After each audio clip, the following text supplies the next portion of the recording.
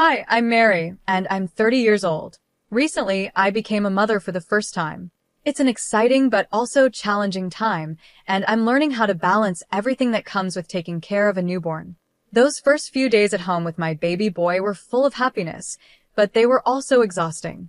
I knew having a baby would change things, but I didn't realize how tough it would be to physically recover from childbirth, while also managing the house and taking care of my son.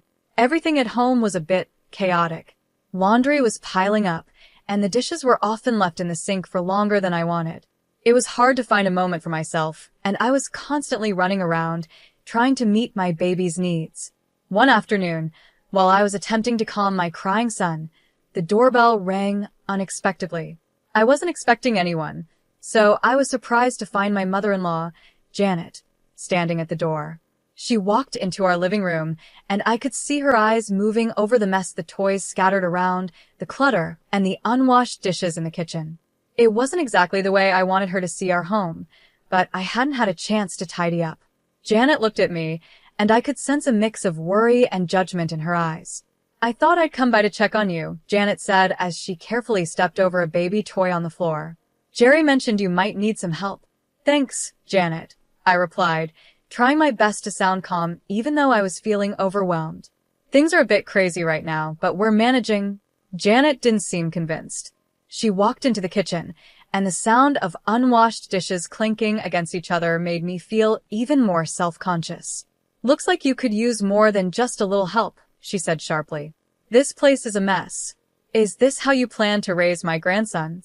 Her words stung, and I felt a rush of emotions: frustration, sadness, and stress all at once. I had been trying my hardest to keep up with everything, but in that moment, it felt like nothing I did was good enough. "I'm doing the best I can," I replied, holding my son a bit closer to me, as if trying to shield myself from her judgment. Janet sighed, clearly not impressed. "Mary, being a mother is about prioritizing. And right now, it looks like you aren't prioritizing anything properly." Before I could say anything else, Jerry, my husband, walked into the room. He quickly sensed the tension and tried to smooth things over. "Mom, Mary is doing an amazing job," he said, coming to my defense. "It's been really tough, especially with the baby not sleeping well." Instead of calming down, Janet turned to Jerry with a serious look. "You need to help her understand what's important here. It's not just about cleaning the house. It's about being responsible. She's not living up to the family standards." I could see Jerry was caught in the middle. He looked at me, then back at his mother, unsure of what to say. "Mom, let's not do this right now. Mary is still recovering," but Janet cut him off. "That's exactly the time when discipline needs to be taught," she said, her voice rising. "If she learns to manage things now, she'll be better off in the future. You can't be too easy on her, Jerry." I was stunned when Jerry hesitated and then finally said, "Maybe you're right, Mom. Maybe Sophie does need to learn the hard way." Hearing those words from my husband felt like a punch to the gut. I couldn't believe he would side with his mother, especially when he had seen how hard I was trying. Janet gave a firm nod, as if she had won the argument. She pushed Jerry toward me, saying, "Show her that this kind of behavior can't be tolerated." In that moment, I felt completely overwhelmed. It wasn't just the physical exhaustion or the mess around the house, it was the feeling of being judged and misunderstood by the people who were supposed to support me. Motherhood was already hard, and I was doing my best, but it felt like nothing was enough for Janet. That day made me realize how important it is to have a support system that understands what new mothers go through. It's not just about keeping the house clean or meeting family standards. It's about doing your best, even when things feel overwhelming, and having people who lift you up instead of tearing you down. I barely had time to react before Jerry's hand struck my cheek. The sound echoed through the room, loud and shocking. It was a moment I'll never forget, a line that should never have been crossed. I held our baby boy close, his cries mixing with the sound of my racing heartbeat. "Jerry, what are you doing?" I managed to ask through tears. The pain from the slap was nothing compared to the pain of betrayal. I couldn't believe this was happening. "This is for your own good, Mary," Jerry said, his voice flat and empty. He didn't even look me in the eyes. "You need to learn." The room fell silent. The only sound was the soft whimpers of our son. Jerry glanced at me, his face showing a mix of frustration and embarrassment, but it didn't feel like an apology. Janet, his mother, stood there with a stern expression, not saying a word, but her presence alone was enough to make things worse. She didn't move, didn't flinch. She just stood there, watching as if she had expected this to happen. What was supposed to be a visit to help me had turned into something else entirely. Instead of support, I got judgment, and now this is a slap that shook my entire world. It was like everything I thought I knew about family was crumbling around me. As Janet prepared to leave, she whispered something to Jerry at the door. I couldn't hear all of it, but her smug look and Jerry's troubled face told me it wasn't anything kind. I could feel the coldness in the air, and it made my heart sink even more. That night, after the chaos of the day, I rocked my son to sleep, trying to soothe him as much as myself. But the fear and dread wouldn't leave me. What was supposed to be a loving family now felt like something else entirely. It felt like I was being judged, like I was on trial, and I was failing in their eyes. As I held my son close, I made a decision. I needed to get out. Not just for my safety, but for his too. The house that once felt like a home now felt like a prison, built by the very people who were supposed to love and protect us. I realized that this wasn't a place where I could raise my son safely. Jerry had crossed a line, and I couldn't trust him anymore, especially with his mother's influence always lurking in the background. That night, I couldn't bear to sleep next to Jerry. Instead, I took my baby to the nursery, a small room that had become my sanctuary in the past few weeks. As I sat in the rocking chair, holding my son, the events of the day played over and over in my mind. Each time I thought about it, the pain and betrayal grew stronger. I knew that I couldn't stay. The next morning, while Jerry was at work and Janet was thankfully gone, I made a call. Maria, a close friend who had offered her help before, answered quickly. Jess, it's me. I need that help you offered, I said, my voice shaking with a mix of fear and determination. Say no more, Mary. I'll come by today with my truck. We can move your things to my place until you figure out where you want to go, Maria responded, her voice calm and reassuring. We came up with a simple but risky plan. During the day, I would pack as much as I could, just the essentials for my son and me. Maria would come by in the evening, and we would quietly move everything out before Jerry came home. I knew I couldn't face him again, not after what had happened. It was dangerous to stay, and I couldn't risk him or Janet finding out what I was planning. As I packed, my heart raced, but I knew it was the right thing to do. This wasn't just about me.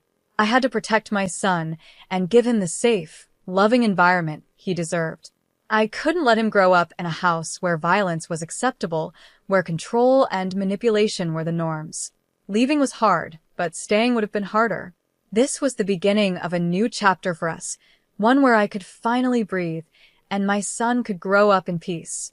I stood there, thinking about what would happen if I faced Jerry again. He might try to apologize, or worse, Janet might convince him to continue controlling me. I couldn't let that happen. I knew I had to leave. All day, as I packed my things, every baby outfit and toy felt heavy with memories. I couldn't stop thinking about the life I had imagined, the family I had wanted to build with Jerry. But the sharp memory of Jerry's slap and Janet's cold, judgmental eyes reminded me that staying wasn't an option anymore. By late afternoon, most of my things were packed into boxes. I hid everything in the garage, trying to stay calm and focused. Maria, my best friend, arrived just as the sun began to set. Her arrival felt like a glimmer of hope in what had been one of the hardest days of my life. Are you ready?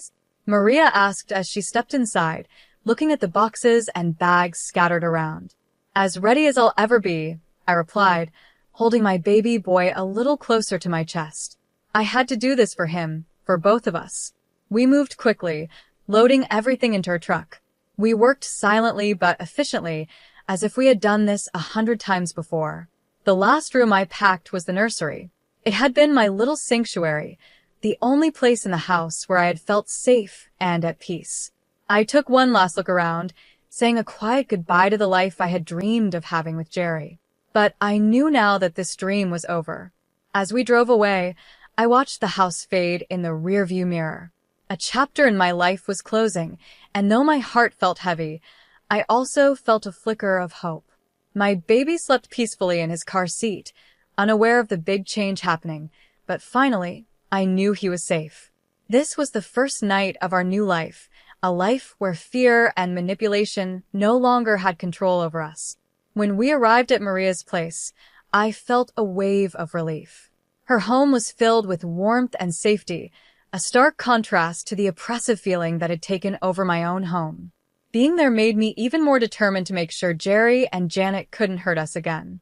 I realized that simply leaving wasn't enough. I needed to ensure that they couldn't twist the story in their favor or ever put someone else through what I had experienced. I started by reaching out to family and friends, pretending I just wanted to catch up. During these conversations, I carefully gathered bits of information, subtly recording any mentions of Janet's controlling behavior or Jerry's strange willingness to follow her lead. Some people were hesitant to talk, but many hadn't realized how deep Janet's manipulation ran. Over time, I began to collect text messages, voicemails, and even recorded calls that painted a clear picture of what was really happening behind closed doors. The most valuable piece of evidence came when I managed to record a video of Janet coaching Jerry on how to control me. Her words made it clear that this wasn't about concern or love, it was about power and control. Once I had gathered enough evidence, I decided it was time to confront them. I chose a family gathering hosted by Jerry's sister. It was a neutral place with plenty of family members present. Some of them had already hinted that they were uncomfortable with the way Janet dominated the family, so I hoped this would be the right time and place to reveal the truth. On the day of the gathering, I was nervous. My hands shook and my heart raced, but I knew this had to be done. I arrived with Maria by my side, her support giving me the strength to go through with it. As I walked into the room, I could feel the tension. People greeted me with quiet murmurs, but everyone seemed to know something was off.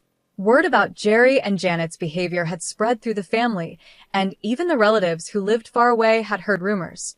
After the initial greetings, I took a deep breath and prepared myself for what was to come. It was time to show everyone who Jerry and Janet really were, and to finally take control of my life again. I stood up, my hands shaking, but my voice was steady. "I have something important to say," I began, as everyone in the room turned to look at me. I could feel all eyes on me, but I knew this had to be done.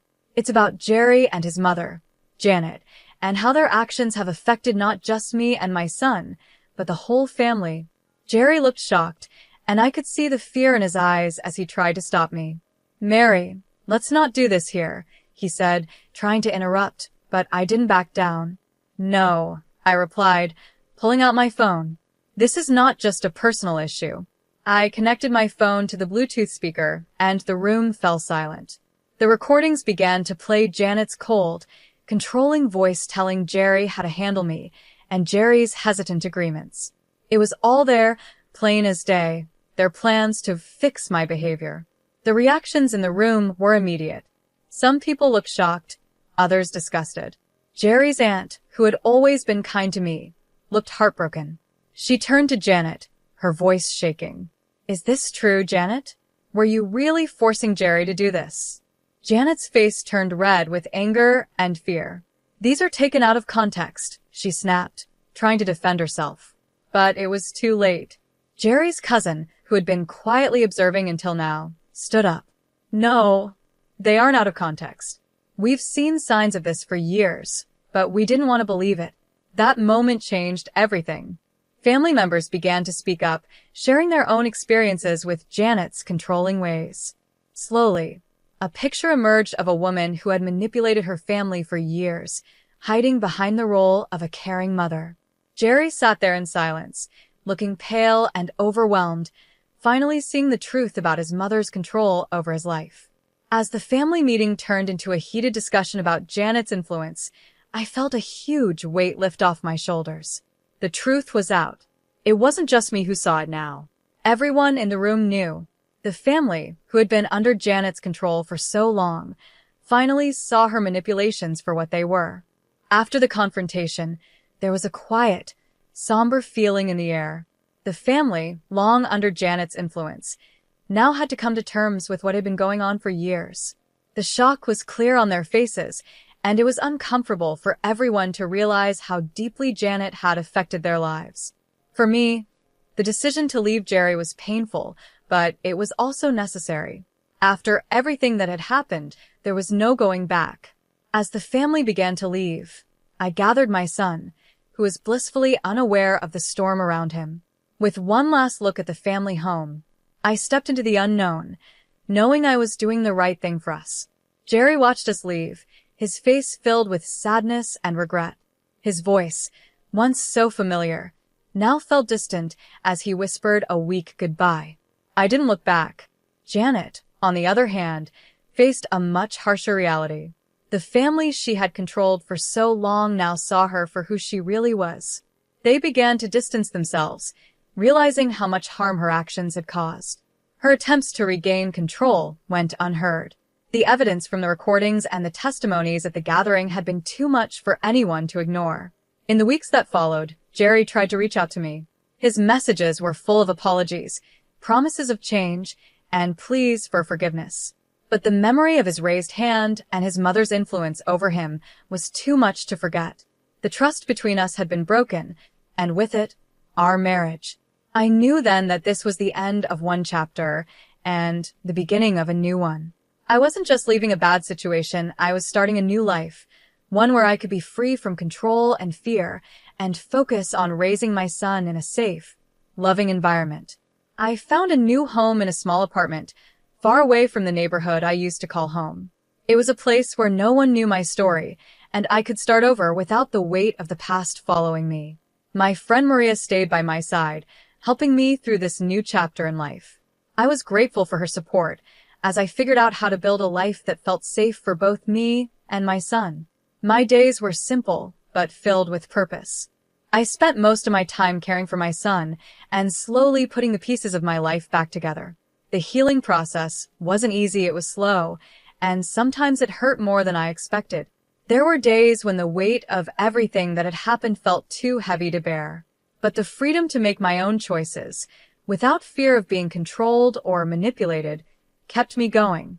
It felt like a fresh start, a chance to live on my own terms. I started going to therapy, where I learned how to heal from the emotional wounds I carried. I also joined support groups for single mothers, and meeting others who had gone through similar experiences helped me feel less alone. Over time, the broken pieces of who I once was began to come back together. I wasn't the same person I had been before, though. I was stronger now, more resilient. I had learned how to stand up for myself and protect my son from anything that might harm us. My son's laughter became my anchor, pulling me through even the toughest days. Watching him grow and hit new milestones brought me so much joy, and each little moment gave me more hope for our future. As he learned to walk and talk, I felt my confidence growing, too. I was learning how to be a mother, how to build a safe and loving home, and how to live a life that was free from fear. Months passed, and before I knew it, a year had gone by.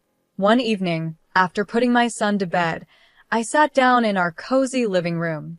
It was filled with his drawings and toys, signs of the happy life we were building together. I couldn't help but think about how far we had come. The pain of the past was still there, like a shadow, but it wasn't as overwhelming as it had once been. The light of new beginnings was brighter, and the support of friends like Maria and the unconditional love of my son gave me strength. That night, as I sipped a cup of tea, I realized I was finally ready to share my story. I started a blog, a space where I could write about what I had been through. It wasn't just for me. It was also for others who might be going through similar struggles. I wanted to connect with people who were facing manipulation or abuse and let them know they weren't alone. Every blog post I wrote was a step away from the victim I used to be and a step closer to becoming someone who could help others. As I reflected on my journey, I realized I had grown into an advocate. I had found my voice, and I was using it to speak out against the kind of control and manipulation I had once lived under. My story was one of resilience, of finding strength in the face of hardship. Now, as I conclude my story, I want to leave you with a question to think about. Do you believe it's possible to fully break free from the control of a manipulative family?